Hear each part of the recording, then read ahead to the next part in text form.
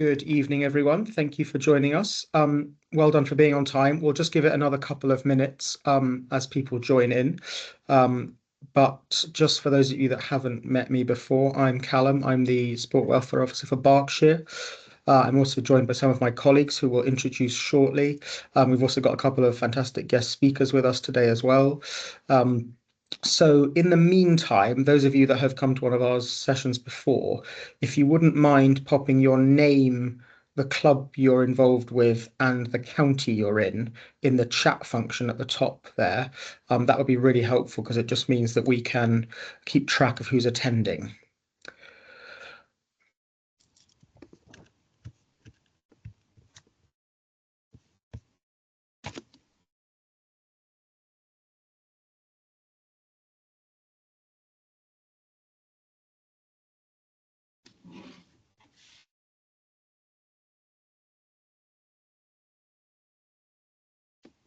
If you're not sure where the chat function is, it is at the top bar. You should have a bar of options up the top, and there's a little sort of speech bubble that says chat. So as I say, if you just wouldn't mind popping in your name, the club or organization you're from, and the county that club or organization operates in, that would be very helpful for us.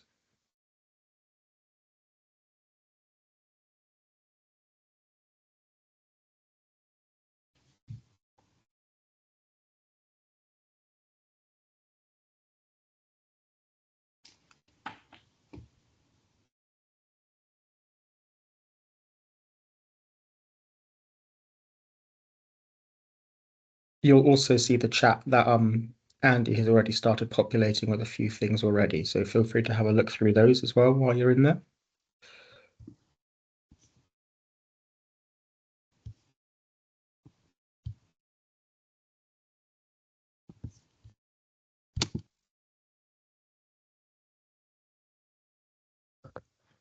It's also worth mentioning, if people hadn't already spotted, we are recording the session this afternoon, so hopefully that's okay with everybody. If anyone's got any worries about that, then just please let us know. Thank you for reminding us, Heidi. I think we've just had another person join, so welcome. If you're just joining us, could you please just pop your name, the club or organization you're from, and also the county that club or organization is from in the chat function? That would be really helpful for us, for those of you that have just joined us.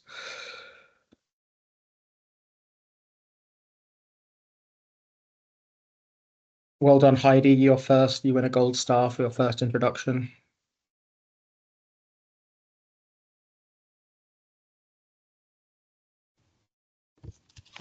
Not that it's a competitive environment or anything. Oh, no, not at all. It's all about participation.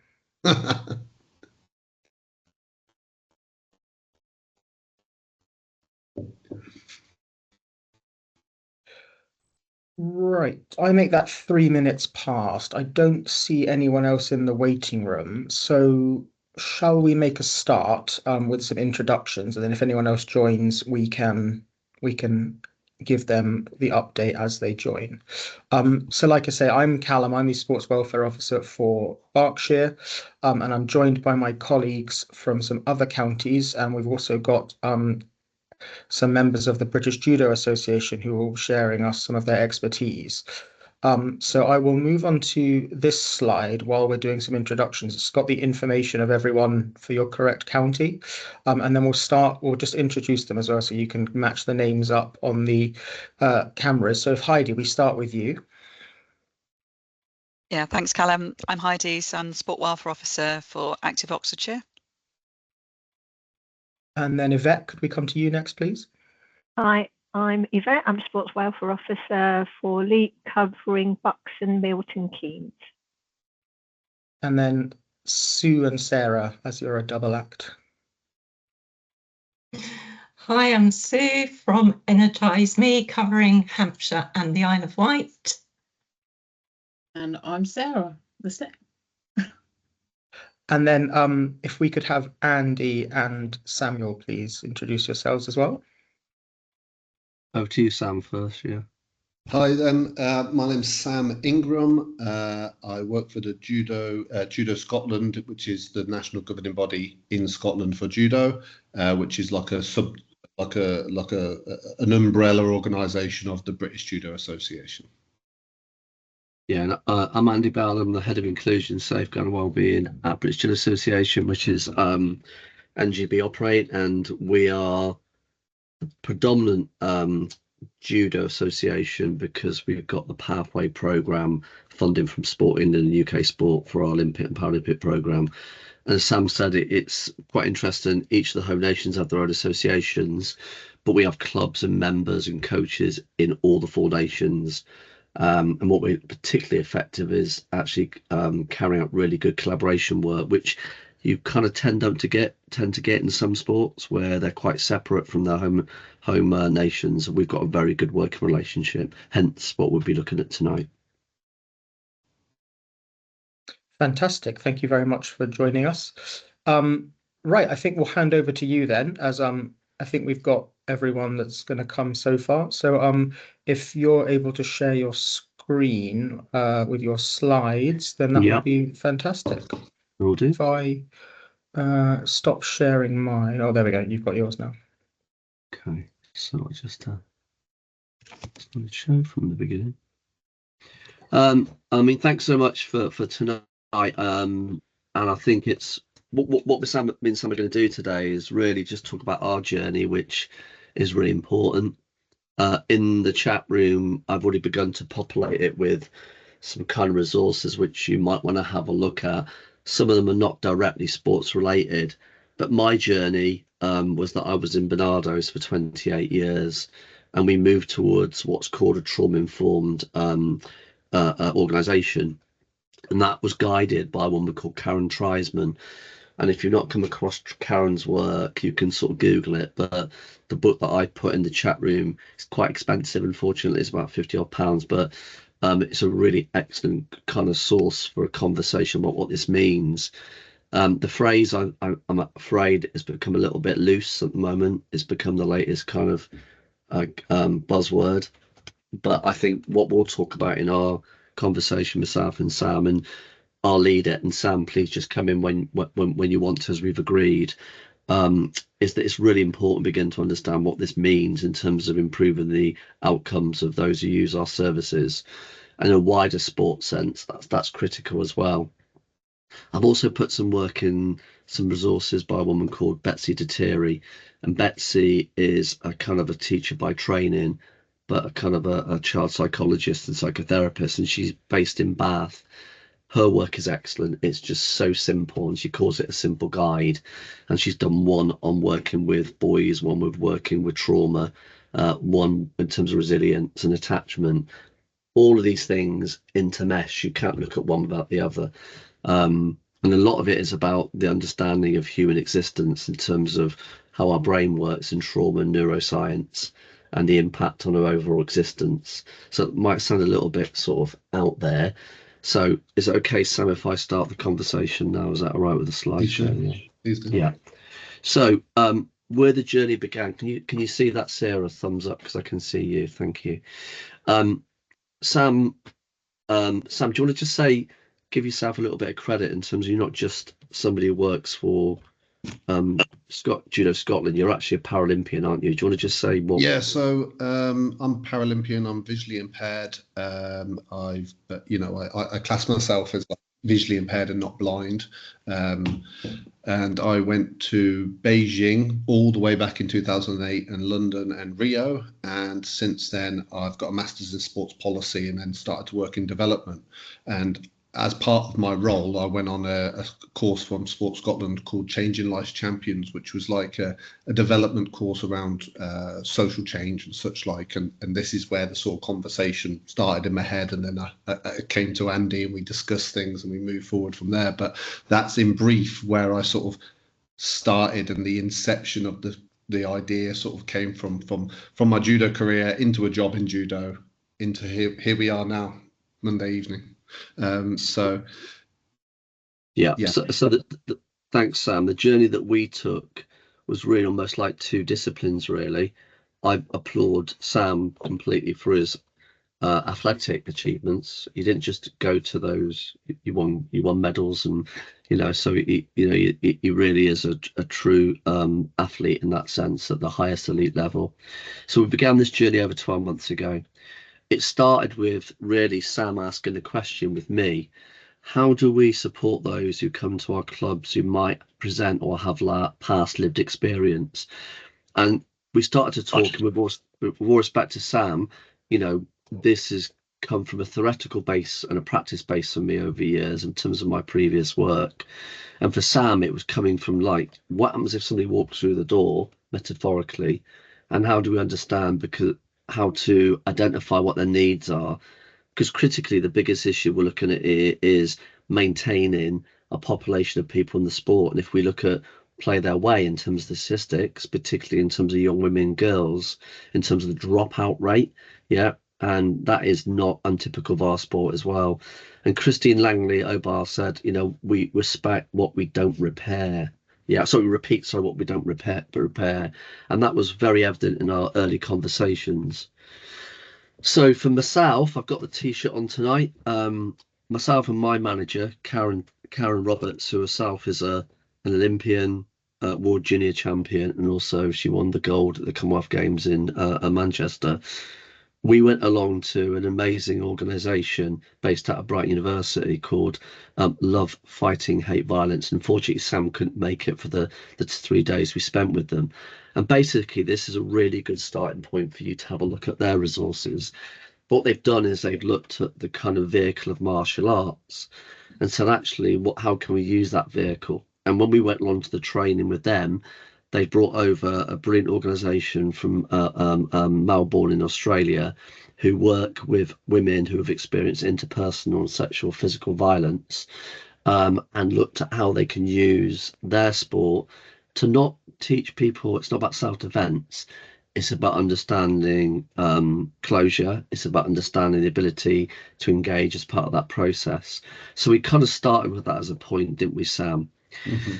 We then decided to begin a journey and say, okay, what does our sporting community need? So we had an idea of 2 particular issues here. We looked at potentially a CPD continuing workshop for coaches. And then we also then began to think about a guidance handbook. And our initial plan was, look, let's kind of do the workshop, let's pilot it, test it out, and then we'll launch the guidance. But we'll tell you a little bit about our journey, where we got to and where we've ended up now. And what we've got is basically a really good resource. We've now developed a trauma-informed coaching guidance for clubs. It was launched on Friday. I will show this little link at the end on Facebook, which is a reel that we did on Friday, which is launching it. You can go onto this and download it. It's there, it's public access. And the idea has been an accumulation of not just let's bung a load of theory into a document and send it out. It's been a journey that we've both been on together. I've drawn on Sam because of his expertise about understanding what is it like to coach in this particular sport, which is judo. And for myself, when I first came into this role, I already had it on my kind of plan to think about how we can work towards being a trauma-informed organisation, similar to what I'd experienced when I was in Barnardo's. So we're going to take you through what the kind of training was like, but then that's created the emphasis about what's drawn us into this as well. So we wanted to raise awareness of trauma for our British Judo Association, that wider sense, with our partners, home nation partners from Judo Scotland, Northern Ireland Judo Federation, and also Judo Cymru as well, to think about how to extend their awareness of what it means. So a good example was when I first started going to judo clubs to visit, when I first started, I walked into a club and saw an adult woman on the mat with an adult man between her legs. Now, for me, not having been in judo, I'm going, oh, this is interesting. Mm-hmm. And I was curious about how those 2 individuals had negotiated it for it to be safe for that situation to occur. What Sam gave me was the kind of the backdrop to how our clubs operate. But then we started to sort of throw around hypotheses and scenarios with each other. So my name's Judy and I'm 23 and I was raped when I was 12. Yeah. It's taken me the confidence to now get out in the community and look at sport as a vehicle for actually a whole range of things, what we know that sport can do. I've heard about judo, and if you go on to our BJA website, we've got a real sort of campaign where we've talked about trying to really be champions in this. So I want to know what it is like for me, and the next thing I go along, and actually the coach doesn't know about my lived experience, and then I'm on a mat with a man on top of me, and all that vicarious trauma comes out. So we wanted to think about how we could enable coaches to think about acting in a trauma-informed way without actually asking the obvious of people, which was just not appropriate. So we began to think about what is trauma, how it impacts us on us as human beings, become a trauma-aware coach, and putting all that learning into practice. So we started off with those simple questions and began to really work up a curriculum, didn't we, to start with, Sam? Mm-hmm. So we started to think about what it's like to be human, and a lot of this came from training that I previously been involved in around neuroscience and brain development, what our natural responses to fear are, and that's part of that processing conversation when you're on the mat. This is a physical sport. Even in training, it can be physically demanding. Now, for me to understand what it was like, I haven't done judo. So I went along and did judo for 4 weeks at a judo club. And what was really powerful for me was not just going along to a judo club, and I'm 60 next month. So physically it was demanding. But secondly, I was actually coached by a woman, and that was really important for me as well. And a very good female coach. And there were a lot of dynamics for me as a man going into that as well. We looked at the whole issue about regulation and co-regulation and body and mind. We began to explore the types of trauma. We couldn't have this debate without thinking about ACEs, and the importance of what ACEs meant. And we know all the research around ACEs in terms of its impact on development. Then trying to link it in to how can this improve the resilience of those engaging in the sport. So we looked at resilience-based sport as well. And then trying to think about inviting the coaches to think about in a trauma-informed way. And that wasn't about insulting them, because for so many of our coaches, adverse child experiences, apologies for that in terms of acronyms. And again, we've included a video which I would recommend, and it comes from the Welsh Government Office, which is probably one of the best ones around about that subject. So we invited. Please come at any time, Sam, please. Just as because I'm trying to set the scene for this, because and this has only come to me now really, that myself and Andy working together in this sort of way of thinking it's kind of like I don't want to be cliche, but it's like the yin yang. Andy knew a lot about safeguarding, a lot about trauma-informed support and education for people, but very little about judo. And I was the opposite in that sense. I know a lot about judo and very little about this. So I think part of why this worked together well is because we matched each other in what we knew about and what we didn't know about, and we were able to work together in quite a positive way, because we both had a different side of the jigsaw piece, so to speak. So I just want you to imagine that as we're going through this. Andy supported me a lot, and thank you for that, Andy. And and it was good to have someone on side that really knew what they were talking about. And I think also, Sam, it's quite cathartic, wasn't it? With all respect, without it was good. Sharing Sam's experience. Yeah, it was good. Sam talked to me about his own experience in terms of his childhood. Yeah. I'm always very open about my mental health and my breakdown and my own experience being diagnosed with vicarious trauma. So we're able to look at those experiences as well. Mm-hmm. And actually, if the least worst we got out of it was free therapy for 12 months out of each other. Yeah. And it was good to have a weird sort of not a weird mentor. That's the wrong thing to say, Andy, I am weird. We're right. We are weird. Yeah. A mentor that we didn't realise we had until we were doing the process, and then you're like, oh, thanks for that. So. And also in that journey, very early on, we have to give credit to Heidi as well, because Heidi came on board with a conversation with us, particularly around the issue of domestic abuse. And again, it's a subject area that is passionate for me, because I've run services and developed programs around that as well. And we kind of began to talk about that. But what we didn't want to do is just focus on a particular form of trauma or experience of trauma, because we felt that was quite narrowing in a way, and more of a generic conversation. And actually, as many of you know in the room, you've got to get coaches to buy into this. You've got to get sports to connect to this. And I think what we've developed as a guidance does that. Yeah. We wanted to really think about our own self-care in this conversation, and also the self-care of those who may be involved in the conversation. And on the 4 occasions when we shared this with clubs to think about how they would view this as a particular piece of CPD, this was fundamentally important as well, because the self-care of the individuals involved in it, because it will trigger off a number of issues. And I think it did that for us as we went through that journey as well. It's not just a cliche. It is, and again, we know that's a bit of a cliche itself, but it is a lived experience.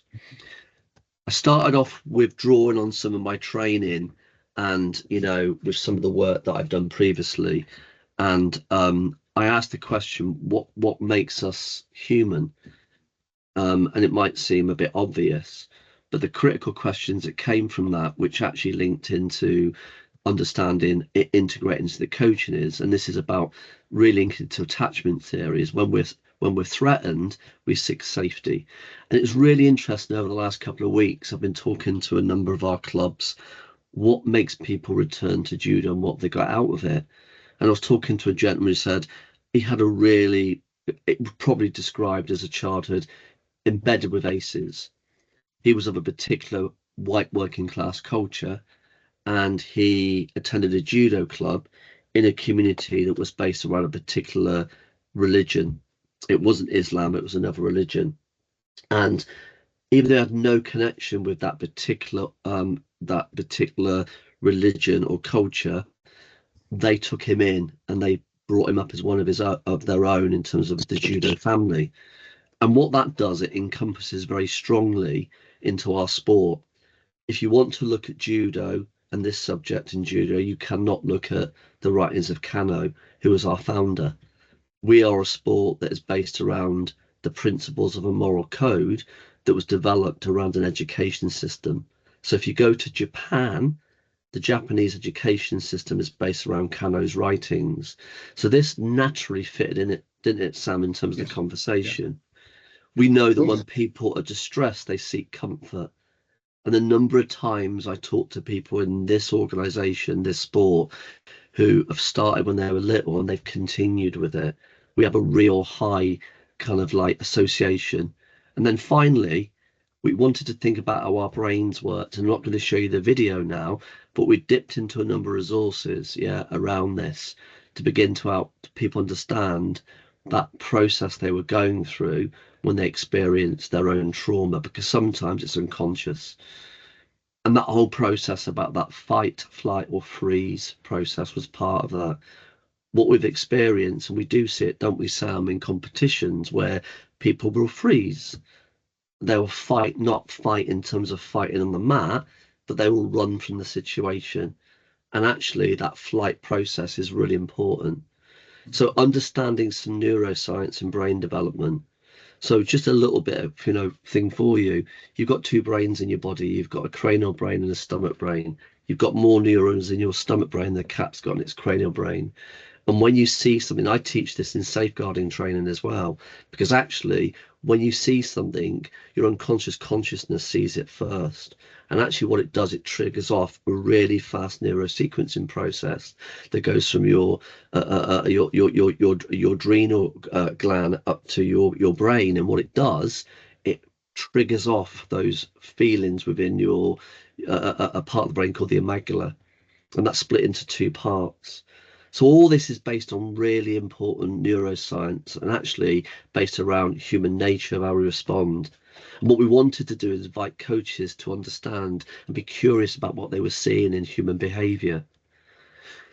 We then dipped into definitions, and I know Sam looked at some really good ones from his work. We're doing the work with the court organisation in Scotland. We've got an extremely good relationship with Mind, and they've done some brilliant stuff in the sporting arena.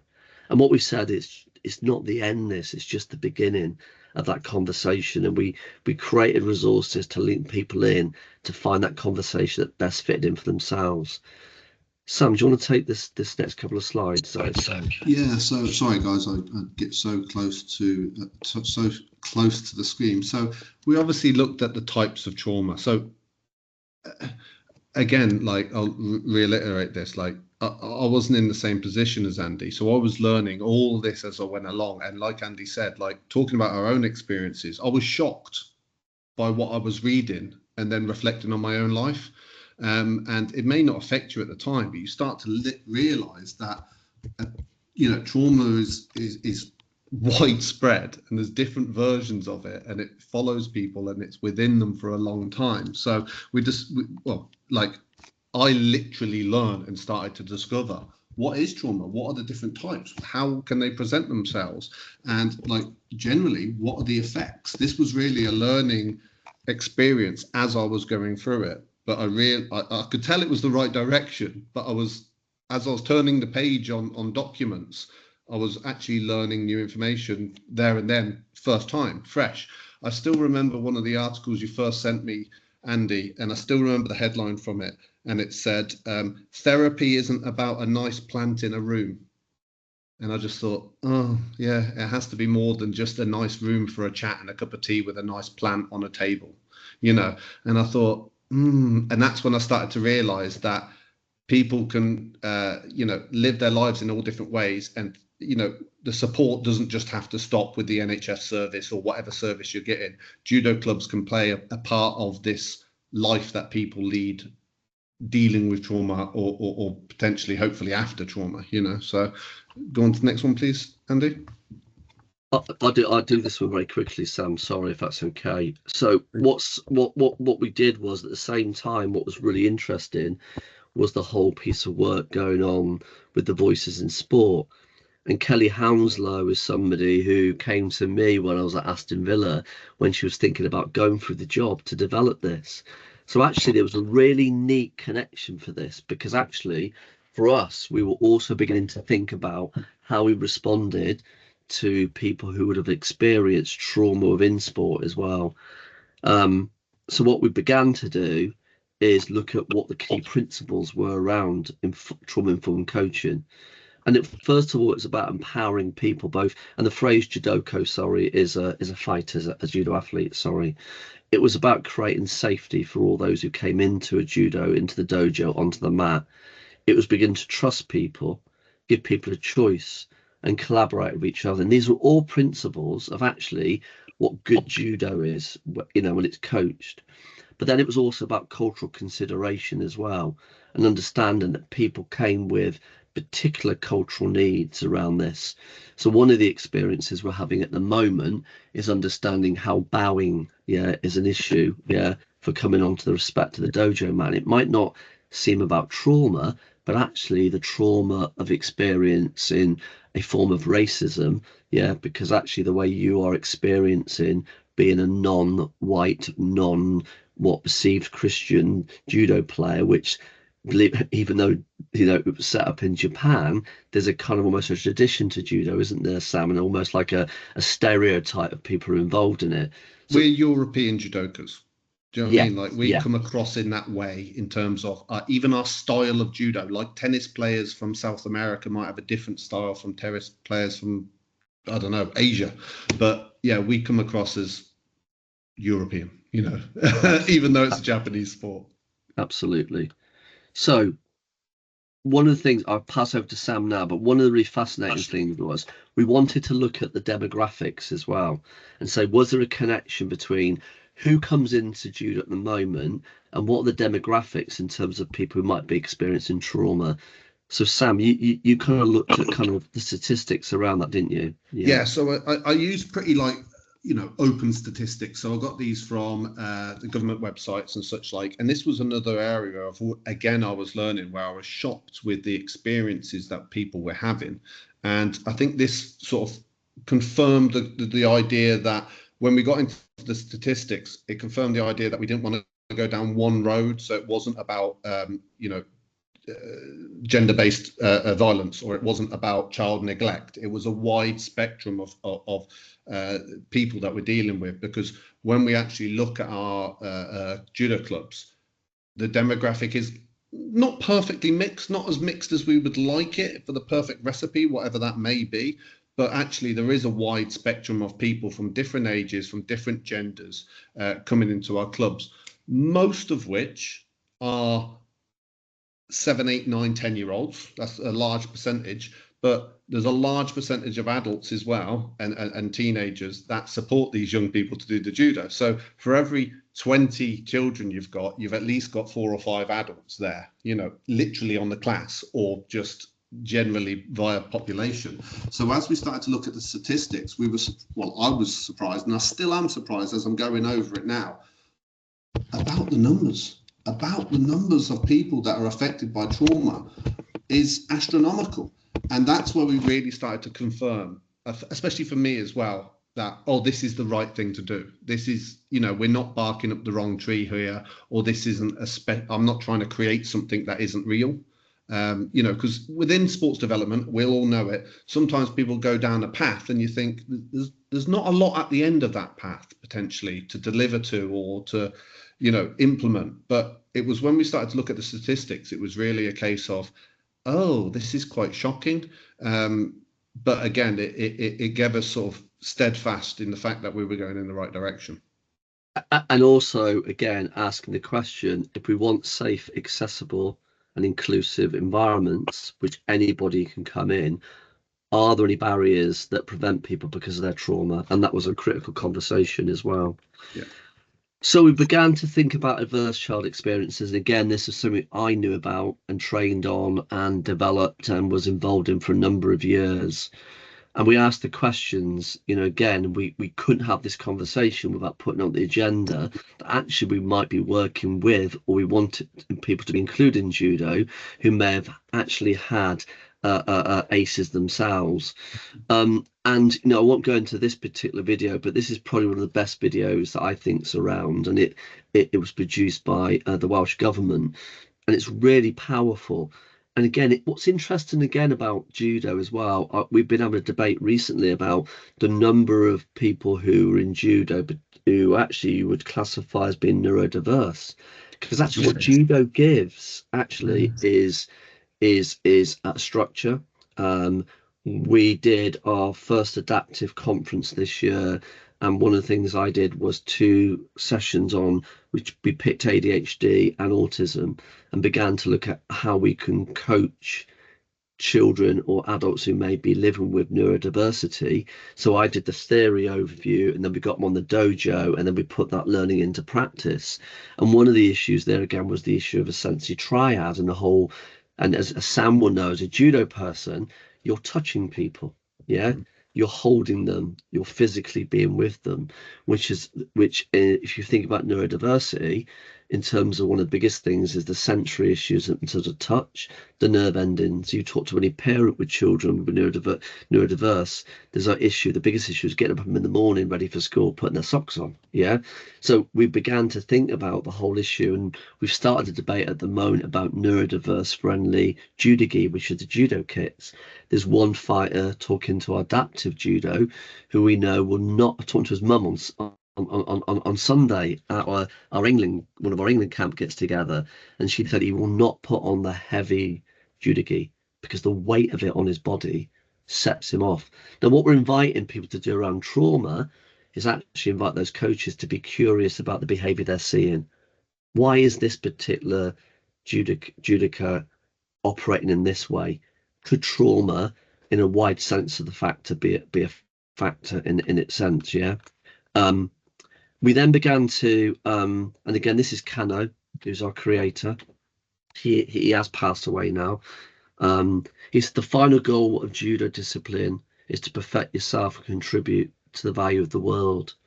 And if you talk to any judo athlete, your biggest respect is for your opponent, because you want to make sure they get up and carry on. So what we began to research again was the impact of being a resilience-based sport. And current research shows us that actually there is serious research evidence that actually sport can be used as a way of reducing and mitigating against ACEs. So again, we knew we were onto something here. So we asked a series of questions, and the first one is trauma-informed coaching. What is it? Yeah. So and that was really important, and we wanted to sort of demystify what it was and what it wasn't. So Sam, he went away and did some research over this, which was brilliant. Yeah. Do you want to take it through a little bit? This is all in the guidance, which you can find afterwards. Yeah. Yeah, so I was trying to, we looked at statistics, and we were getting sort of information around, what are the key principles of coaching and this, that, and the other. But I know judo people, right? I know exactly what these folk are like. Not all, but I can walk into a room and I'll sort of be able to predict the sort of type of conversations I'll have and all this sort of stuff. And I knew there would be a sort of question, a sort of, oh, all very well. I'm not a psychologist. I don't work in the NHS. This isn't my job, right? Because we get a little bit of this, and it isn't through malice. It's, I think, through quite often people in judo clubs and coaches in particular and leaders in clubs, they don't realise the good work they're already doing, because they do it naturally, because we have got a moral code, because we do want to look after our opponent. And it's not all selfless. We want to look after our opponent because I want to fight them again in 5 minutes. It's not totally selfless. It's the same theory as making the world go round. We all need each other for it to happen. And I wanted to sort of reassure them that not a lot's going to change by getting into or sort of exploring trauma-informed activity. You don't have to get some crazy qualification. You don't have to change everything about the club. Or you might want to if you think that's the appropriate thing to do. We've had, in particular, one club recently, Hamilton Judo Club. I think the club is 60 years old now, and they've got one of the most vibrant disability classes, that, especially in Scotland, if not Great Britain, I should think. And they've never taught disability judo at all in the last 50 years. And then all of a sudden, about 10 years ago now, a decade, they came along to a couple of deliveries that we were doing with some visually impaired children, and all of a sudden they realized that it wasn't some sort of huge task for them to just change direction a little bit. And now they've got one of the most vibrant disability classes going, and that was just from reassurance. From reassurance. They came along with us for 3 weeks, and they realized, oh, when you're teaching judo to people with disabilities, you're just teaching judo. And you're like, yeah, but they needed to see it in front of them to know, oh, I just might have to move their hand because they can't see. It's as complicated as that. Or as, it can be complicated if you want to get into complicated situations, or not at all. It's the way in which you take it. So I'll try to write this to make it simple enough, but reassuring to them as well. And also the spin-off of this as well, Sam, hasn't it, that we've now connected this to other coach CPD as well. So we produced a guidance on coaching visually impaired judoka. On our next adaptive conference, which is going to be in February, which one day all the adaptive athletes come, we have about 200 come along. And then on the next day, we're going to be looking at visual impairment. We're going to be looking at deaf judoka and those with mobility restrictions. Because again, you might think, how does somebody with cerebral palsy who needs a wheelchair for mobility do judo? Well, I just invite you to look at the European Judo Union, and particularly what they're doing in the Czech Republic. It's beautiful to watch. And this is about, I've got a trauma because the trauma has been the fact that people have told me I can't do a sport. What we've begun to do is think about what can we do to really engage people. And this year, Sam, wasn't it was our British schools where we didn't have a separate, we integrated it on the day. And then in 2 weeks' time in Cardiff, we've got one of our first national adaptive judo competitions, which is about, look, and you can imagine all the stuff around grading and matching people and everything else. But this is about breaking down, and people have had traumatic experiences because they've been told they can't do it. Well, we're telling them you can do it. Yeah.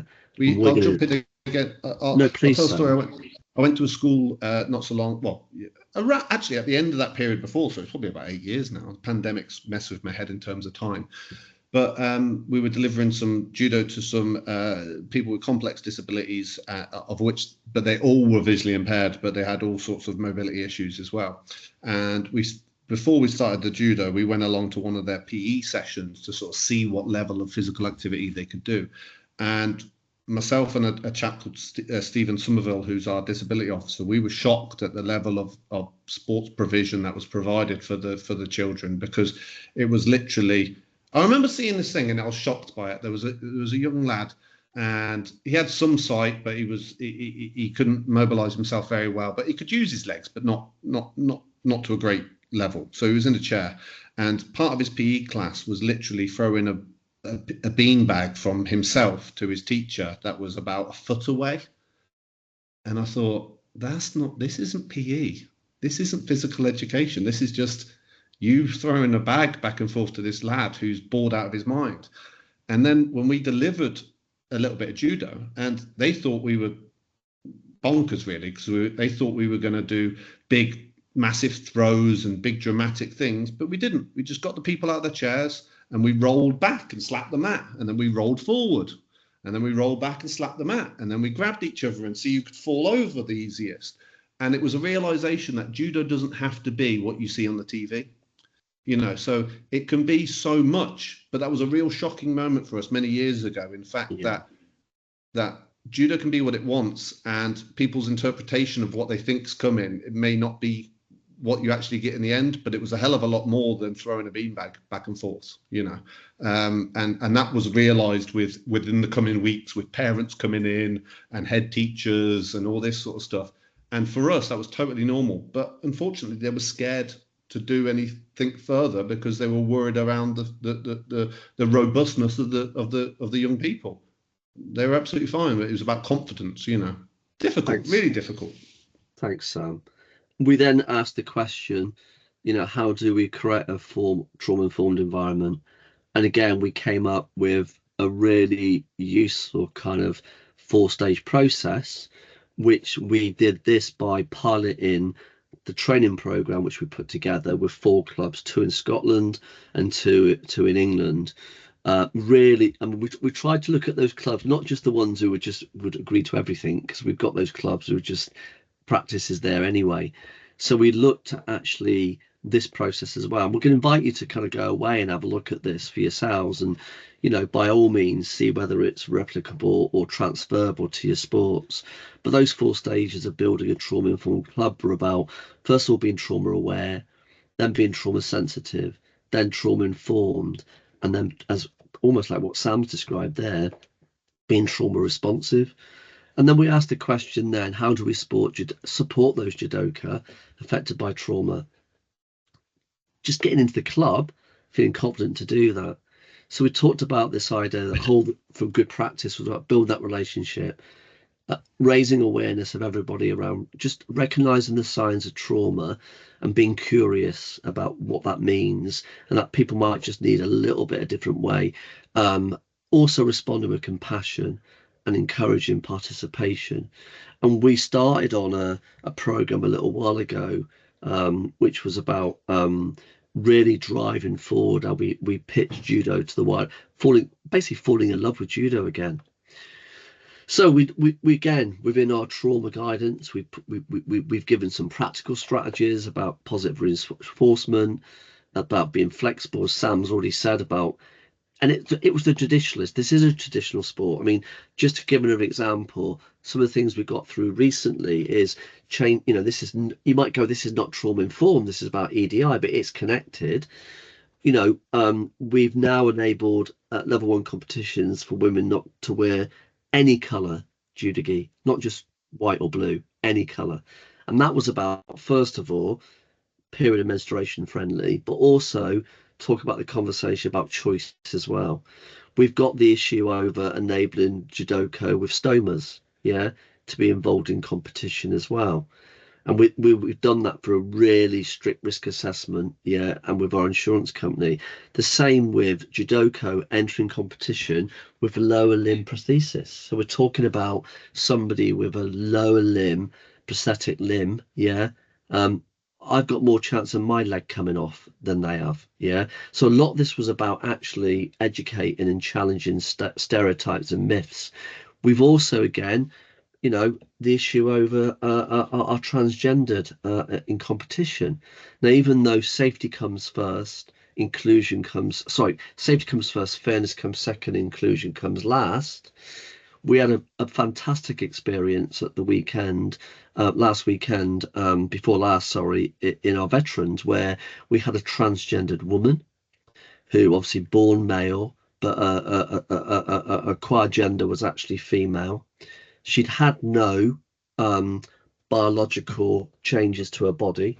She'd had some cosmetic stuff. In her own words, she had a boob job and her lips done. That's what she told me, and I'm going with her kind of her words there. And when she entered the competition, she was fighting against men because she was fighting against biological men. She turned up on the day of the event, and this was just absolutely fantastic. I briefed the coaches, the officials, the first aid. We talked about pronouns and respecting people for their own identity. She got to the registration desk and she couldn't find a card because the cards that were out for male athletes, and her card was being put out next. That was the first brilliant thing. The second thing is she went onto the mat to fight against biological men, but was referred to as a female name and a pronoun, and everybody accepted that, and she won a bloody silver, which was great. Mm-hmm.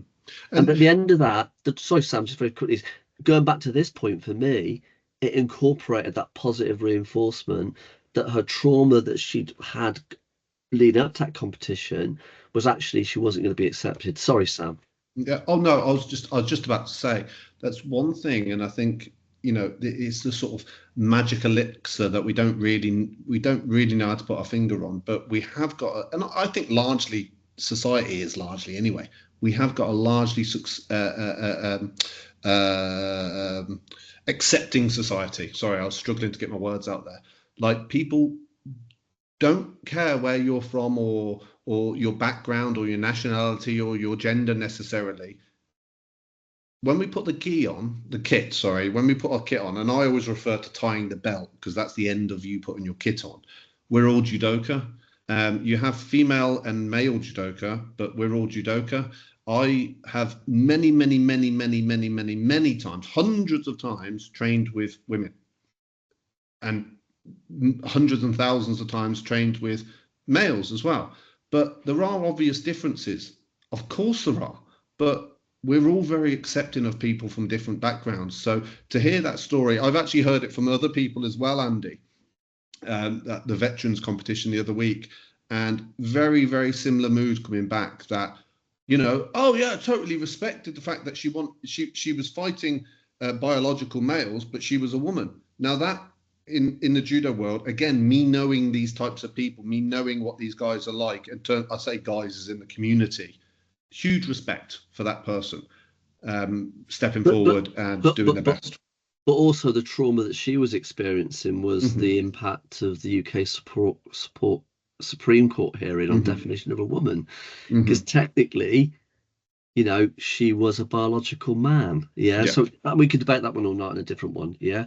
I'm going to just put, if I can, let me know if you can see this. All right, if it comes up. So I'm going to just go back to a slide earlier, to show the launch last week. Let me know if it comes up with sound. All right, okay.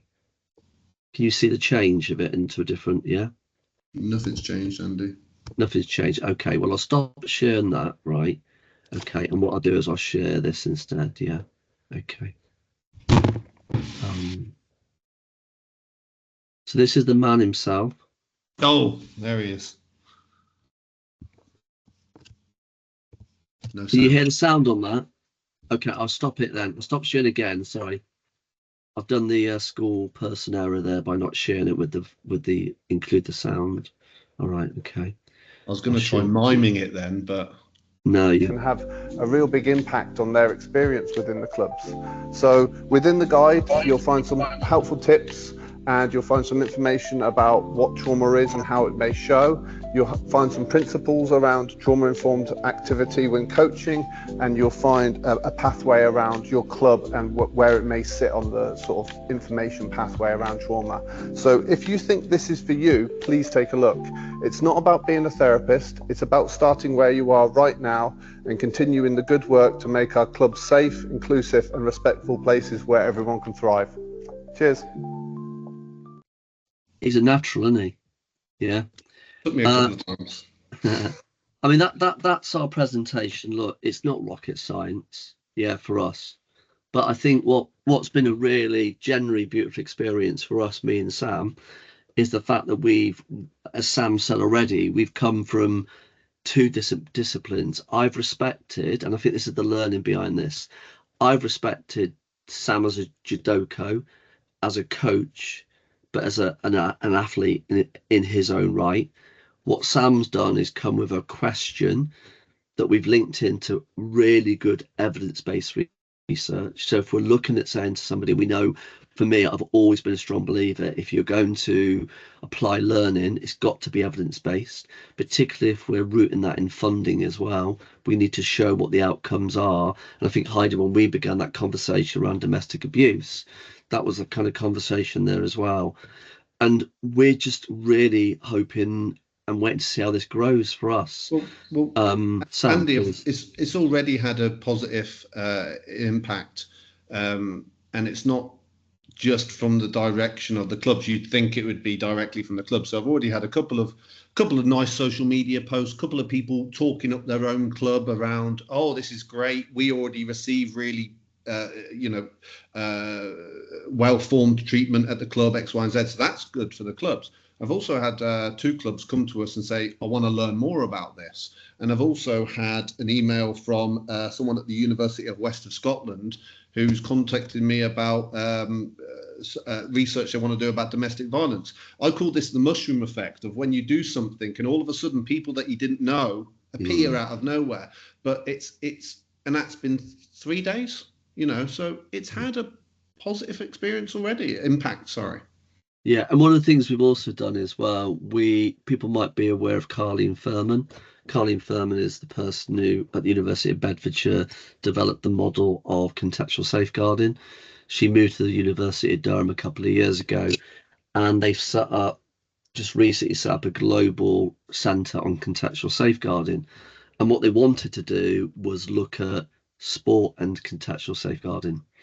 And I got in there really quickly. So 2 sports have been identified. One's the Premier League, think about all their money, and then the lowly sport of British Judo is the other one.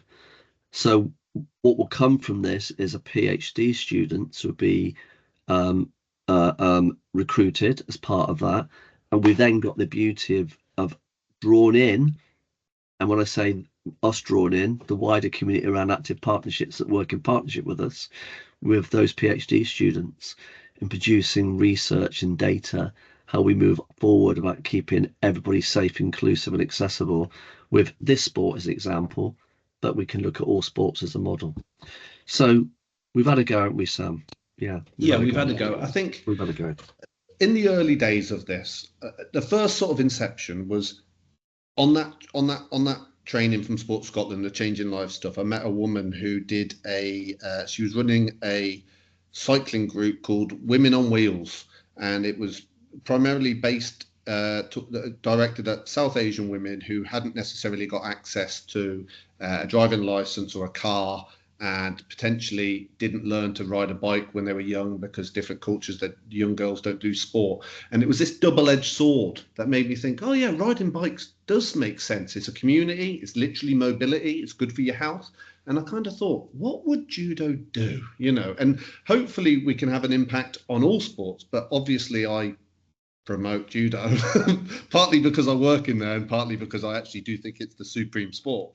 But it just goes to show that, you know, sport doesn't have to be the turn up and exercise in a room and then leave. It can have a huge impact on your overall well-being and life. And when you see it in front of you happening, and when you meet young people in judo clubs who have been through childcare systems and difficult circumstances and now have got a, you know, judo family to call on as well as their adoption family, starts to actually feel that make you think, maybe there is something in this sport is better than just health. It's about, you know, your mental well-being and your space in society. So it's been positive for me, and hopefully moving forward, it'll be positive for you guys as well. Our work here is done now. What we've done. That's not bad. Not Yes, bad timing. well, you know, we're on for a bit more than this, so you've done quite well out of us tonight. Thank you both very much for such a comprehensive. I was a bit disappointed not to see some lip syncing from Samuel for the Yes, video. I thought we I were did going to too. get a little lip sync battle there, but it didn't quite come to fruition. So if anyone has any questions, please do pop them in the chat now. Or alternatively, as there's not that many people, feel free to put your hand up and just come off mute if that's easier, because there's not that many attendees. So Karen, you're first. If you'd like to start with your question, please. It's not really so much as a question. It's just I want to apologise for not contributing to the chat function because it's not working for me. So I'm sorry. I came in, my mic wasn't working at the beginning, and I haven't ignored your question to identify myself. I just wasn't able to for some reason. But I'm from Tennis Oxfordshire. I'm the county safeguarding lead there, and I'm also recently taken the role of the disability lead. So this has been really interesting for me. So thank you so much. I've learned a lot from this, and I need to sign off quickly now, but I just didn't want to leave without thanking you and apologising for not having identified myself earlier. But so thank you. That was really good. Thank you. Take care, everyone. No, thanks a for that. lot. Thank you. Bye. And I've continued to put some links to some of the resources in the chat room as well. And I don't know whether Heidi can draw those out and send them out to people afterwards, you know. Well, another thing, just generally as you're working in this area, which I fell. You've started him now. You started him. Yeah, I know. I fell foul of is I tried to this is my first job, guys. I've never actually had a real job. I used to do judo like professionally. So I came and sort of got a job, and I just thought everything had to be perfect all the time for everyone, like performances where they've got big amounts of money and they just make things happen. I realized during this process that you don't have to have everybody on board. If some people aren't interested or, oh, it's not for me, it's fine. Because there's such a big population out there, you will find some clubs and some organizations that are interested in this. And for those that aren't or don't see the value in it yet, you don't have to worry about them. You know, so that was a big lesson for me. Saying, oh, you might want to be interested in this. Nah, it's not. And I was actually personally offended. Don't be offended. Just find a group, you know. Sorry. So there's no more questions coming in. I know we did have a chat beforehand about one question that had been previously submitted. So I will just read that out for you now, and we'll go through that briefly. We know it's quite a long question, so I'll just read it out for the benefits of the other attendees. So there was this question: are you basing your findings and observations on a number of sporting and societal data trends? And if so, was there a particularly enlightening external point that delivered a new way of thinking for you? So I appreciate it's a very long question, but feel free to answer in as much detail as you can. On the last bit, I'll ask Sam, because I think the enlightenment, with all respect, was with him when we were going through this. Yeah. I think we've already proven that what we did was we based it on evidence-based research. Yeah. You know, it has become the new rock and roll, trauma-informed care, and I get a little bit irritated when I hear it. Yeah, because actually people haven't really thought it through, because actually it's important we understand what it really means. So yeah, we looked at demographics, we looked at who was presently not coming into judo, which we're asking all those questions anyway. It's part of that whole agenda. We also asked the questions around what do we need to understand that will impact on somebody when they come to judo, and it's that research, isn't there, that was done. Pauline Glaser did this research for the 28 homicides report, where she said that in 90% of cases, people don't come back based on the first experience they have when they come through the door. So one of the things about that was really a driver for us at the start of this, was about saying, you know, what do we do that impacts on people? So in our new safeguarding course, if you want to have a look at it, it's just been launched, CIMSA Endorse, which we developed around looking at safeguarding children and adults. We do an exercise right at the very start. We say, what's it like to physically come into your club? Metaphorically. And in all my work, wherever I've done it, I've always walked into that judo club, that school, as if I was a 5-year-old child. This was my first time going there. Yeah. And walking that walk, it's like in my shoes initiative that was part of White Ribbon a few years ago. Walk in people's shoes. Yeah. Yeah. Think about, as a man, what is it like for a woman to come? And I look at some judo clubs, I look at the environmental context to it as well. Yeah. Actually, we want to put women-only classes in, but maybe we need to think about mats being in a different building, because at the moment, this just isn't safe. Yeah.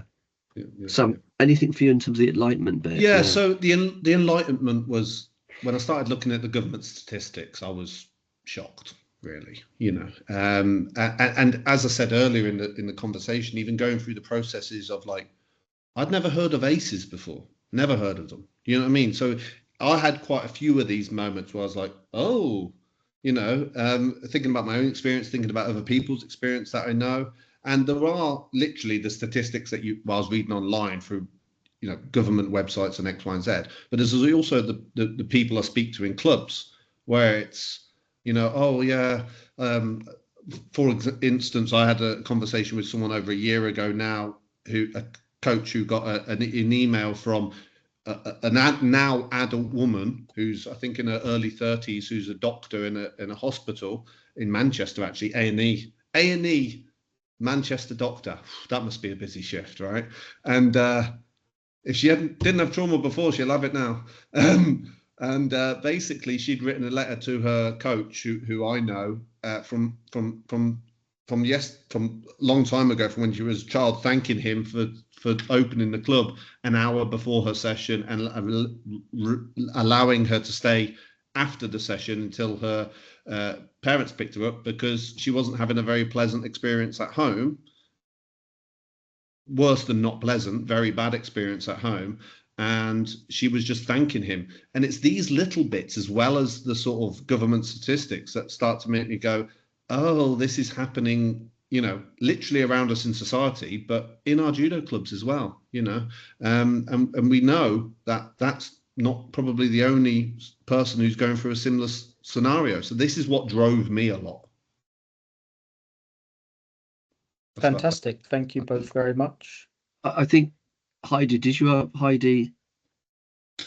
Is it Lisa? Sorry, Heidi, I've got your name. Lisa, thank you. Right. Yeah, It's incredible. There's 2 Heidis in the same room. Sorry, just saying. I know, never happens, ever, ever, ever. I keep, whenever you say Heidi, I was like, oh, that's me. No, it's not.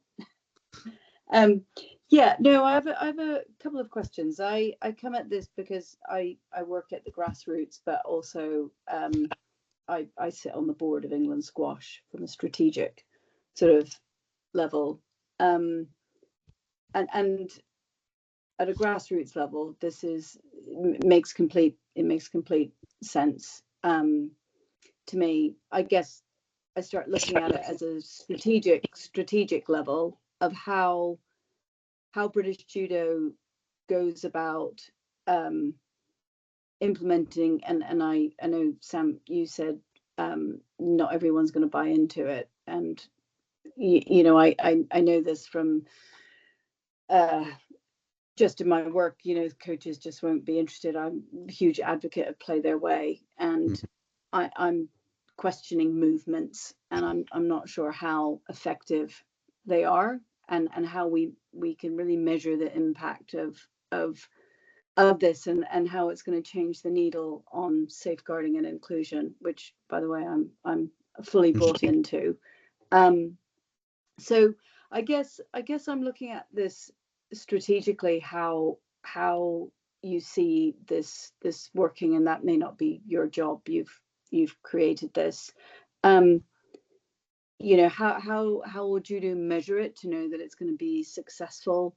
You know, in a sort of meaningful way, not in sort of, I guess, old NGB way of measuring things, which hasn't necessarily be, and I would put NGB active partnerships as well with measurement, but it's not always necessarily meaningful.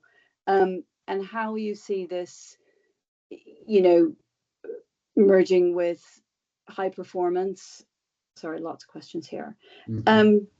Yeah, so I guess that's just sort of where I'm sort of looking at this. Well, I'll start off, Sam, if it's okay, just very quickly. Yeah. So I can't talk for Judo Scotland, but for British Judo, which obviously, as I said before, it's strategic. We have members across all the home nations and clubs. This will be part of our new strategy that is being developed at the moment. Yeah. So there is a strategic buy-in to it. Yeah. How we measure it, again, this is, you know, I think this is very difficult because for me, when we were talking, me and Sam, and we've introduced this will be part of coach education anyway. Yeah, that conversation comes up. In terms of elite performance, we're already doing work with our elite performance pathway world class program and England pathway in terms of a product we call the hero training.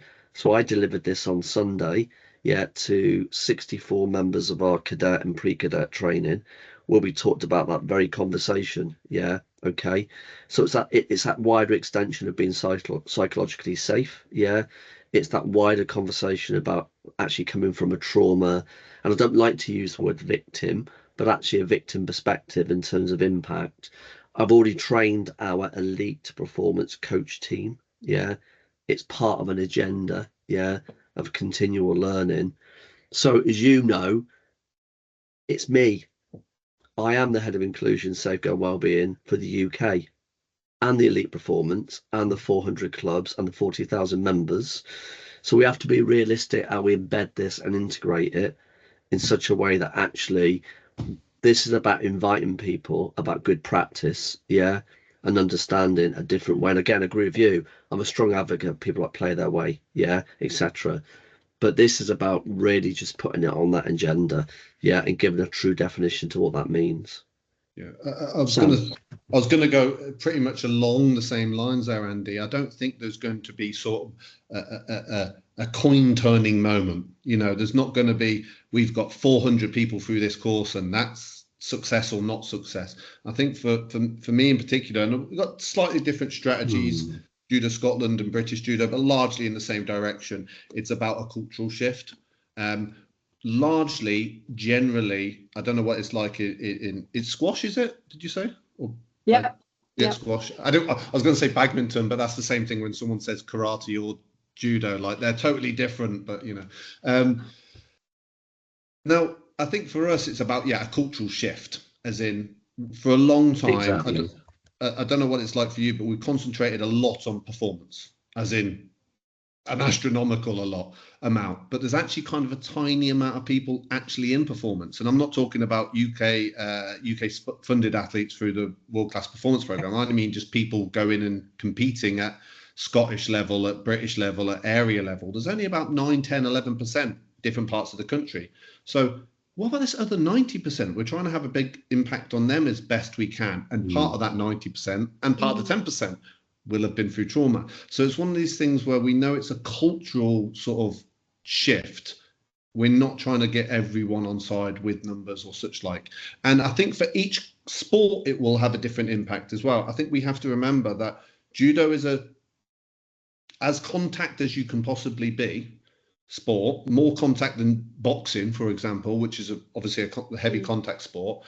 And that brings a certain type of person. It brings a demographic, and it just like squash will.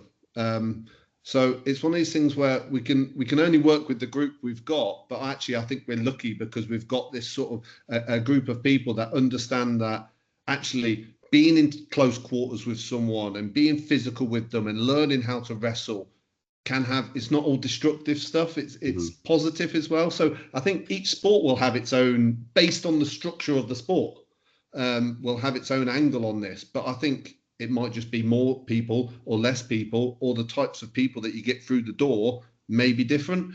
people that play golf are different from people who do boxing, and they come with different baggage. So depending on the sport, you'll have a different experience. But I would say a lot of it at the start will be anecdotal and the movement within the organisation. I mean, we're going on a massive cultural shift in this organisation, Heidi. You know, there's been, you know, I've just put in Sunday Times article, BJA. You'll see the last thing that came up about us, and we are going on a major shift. And there's lots of, it's really difficult because when I have conversations with people like Kadinsky and Myra, you know, which is fantastic work they're doing, I can't talk about everything we're doing. Yeah. You know, I can't, but, you know, I have to really convince them that from our perspective, we're doing some really good work here. And little things like a trauma-informed approach to media. So when we had a recent situation, we put a media comms out about, check it out, it's the Sunday Times article. Yeah. How do we make that more trauma-informed? Yeah. Because actually it's the impact of that statement that goes out that says to people, do you know, you are going to be believed. Yeah. We will work with you, and we will. So it's a hard one to answer that, but we're doing a lot of work, and the culture is changing. And what would you say is if you had to pick one thing? Sorry, that's really hard to do. Like what's the one thing in British judo that's making the difference to the cultural change? Me, and I'm not being big-headed here, right? Yeah, because I was brought, no. I was brought in to do a particular job, yeah, and I'm going to change it, yeah, with a very good manager who's my development director, who actually are buying into what we're doing here, yeah. So it's not about me. I'm not into that. But what I'm trying to say is we're actually driving an agenda here of change. Yeah. Well, all those things we're seeing, like the trauma-informed work we've been doing with Sam, like our female fighters work about promoting period-friendly clubs, yeah, through, Fab Little Bags, through all the stuff we've been doing about making this a much more accessible, inclusive, working with the respect and the traditions of the sport, yeah. So the big thing at the moment is the bowing issue. I went along to a National Referees Commission last week, and I might as well have just said, I'm going to come around and poke your eyes out, yeah? Because the fear of God into people, but actually, judo's not a religion, but we have to respect that bowing is a part of the respect. Mm-hmm. So it's about the conversations it's the religion to the people that are in it. Exactly. Yeah. But it's about the conversations that we're having that are changing the culture. So when I got interviewed 2.5 years ago, I said, I've got a real perception of what judo is, and I need to challenge myself in that, but we need to take people on a journey. Yeah. And there's people who are going on that journey with us to make sure that it's inclusive. Two of the most fantastic things I've ever experienced in my whole career has been our Female Fighters Festival. Yeah. Over 200 women over a weekend coming together to celebrate judo and their gender. Yeah. And then our adaptive conference. Yeah. We were really truly saying, we're not going to just tap people on the head and go, it looks good, we've got a kid with Down syndrome in our photographs. Yeah, this is proper, adaptive, inclusive judo, as Sam described it through the work that goes on up in Hamilton Judo Club, for example. Because actually, if we can't allow people to be involved in it, safety will come first. Mm-hmm. So our big debate at the moment is around our transgender. I'm sorry, there are certain people who will not be able to engage in competitive judo because it is a risk, yeah? And I'm going to be really honest around that because we've got one of the most defensible transgender policies, legally defensible, but it's based on IOC and also UK sports directives as well. And we're changing it again now to meet in line with the UK Supreme Court hearing. So I want to say to people, this is an extension to what we're doing a whole range of things in British judo. Yeah. Around saying, yes, I'm sorry. I've got off. You're right. It's people. It's people that the one thing is the people. And I'll just say this, and I don't mean if anyone knows the former, because I don't know who the old welfare officer was. I've been a performance athlete. I've been to the games, blah, blah, blah, X, Y, and Z. I've been around judo a lot. I don't know who this person was before. I literally don't know who it was. So it's about the people putting their head up above the parapet pit and trying to make a change. And I'm not blowing smoke up Andy's backside here for this, but go for it, please. That tells a picture. Do you know what I mean? That tells a story that when people don't know who were doing the role before, tells a story, you know. And it might be circumstances different back there, but I would say it's the people that change and like the generational change. And even in judo clubs now, we're seeing a lot of the sort of, you don't want to use a negative term like dinosaurs, but it's like the older generation that we're stuck on. It must be a white kit. You must do it like this. No socks on the mat. Just tiny things like that they would never let go. And now we've got a younger generation of coaches, a younger generation working with the federation, or not younger, but it's more forward thinking, I would say. And that's been the big impact, I would say. And if you think about also, sorry, going off on one, Heidi H, so apologies, but we've got a young people's advisory group, which is amazing. So there's 14 young people Sarah knows about, and then we did a brilliant piece of work with one of your SWOs, Frankie Boyland, where that group now, right, are not just developing and challenging the way of thinking. Yeah. So the biggest thing we've got in judo is our judo commission. It's like that. It's like the second chamber, the House of Lords. They are on our board. They're also those young people on our judo commission. They're not tokenistic. They've got a vote on it. They were invited into that.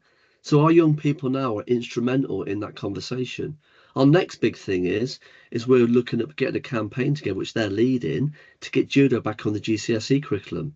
We've already met with the outreach team in Parliament. We're going down next month to meet an MP in Portcullis House. They're going to drive the agenda. Now, this is about a bit of Janet Jackson here, isn't it? They are the future, yeah? But they are. But do you know what I mean? Because at the end of the day, we're listening to people, and it's all about co-production and co-design. Yeah, the reason why we could have just driven forward a trauma-informed coach course, but actually it didn't land with our coaches. Yeah. It's not what they wanted. They wanted the guidance of a conversation. It was our agenda, me and Sam, who wanted a big flashy course. Yeah. So, yeah, I don't know. I've gone off one here. Sorry, apologies. But no, but it's the people. It's making sure you've got the right people in the right roles.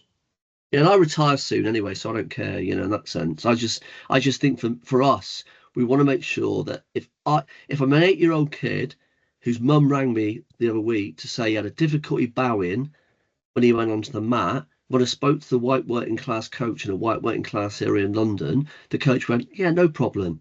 I'll get him to do a little bit something else to respect the mat.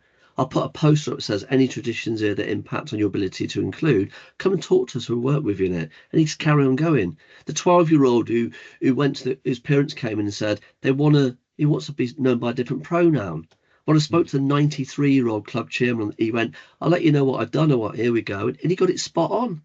Mm-hmm. He sat down with the coach and went, this is the pronoun, this is the records changing. And what was the outcome? Went, they're doing judo. I went, that's all that matters. Mm-hmm. Nothing else matters. Nothing. Yeah, we're obsessed with, can you tie your kit up properly and show us your best judo throw? That's it. We're challenging that. Yeah. If you can't be there, you're not included, are you? And if I can't get in, I can't be included either. Sorry, Heidi Yates, I've gone off on That's one. Okay. That's no, okay. Yeah, Thank you. Right. We're finished now, because if you don't finish us off, I'm not going to make me tea. Yeah, I've got to get up at 5 o'clock to drive to the centre. Shall I just say cut? Cut. Are you still recording this as well? Sorry. No, thank you very much. And we can edit later. Yeah, we can always go through that. I think that was very beneficial for everyone that joined us. I'm just going to very, very briefly put a last couple of slides up, which has a link to our feedback survey. So if anyone fancies filling that out for us, that would be very much appreciated. You can do so via the QR code. Equally, it can be sent out afterwards if it's too difficult to do it now. And then just before we go, just some dates for the diary for our cluster. We've got our coming soon. I don't think we've set a date yet, but we've got our Girls in Sport, Neurodiversity, Transition from Junior the senior teams forum coming up, and we've also got a penciled in date for our in-person event on Saturday the 11th of October, which we're still in the process of forming, but we've got a date and a venue sorted. So we're really hoping to get as many people along to that as possible and actually meet some people face to face, because obviously doing all this digital stuff is great, but it can sometimes have a bit of a barrier up. So please do make a note of that. And then I think that's everything from us. Please do jump in, any of my colleagues, if there's anything I've forgotten. But if not, just thank you very much to Andy and Sam for giving us such a comprehensive overview, and those of you for attending, for being interactive as well. So thank you very much. Thank you. Thank you. Thanks, everyone. Thank you. Sarah Goddard, just very quickly, I'll be in touch. I've got a gig for you coming up. All right, yeah. See you later, guys. I'll be in touch. All right. Cheers, guys. Thank you. Thanks a lot, Thanks, everyone. everyone. Bye.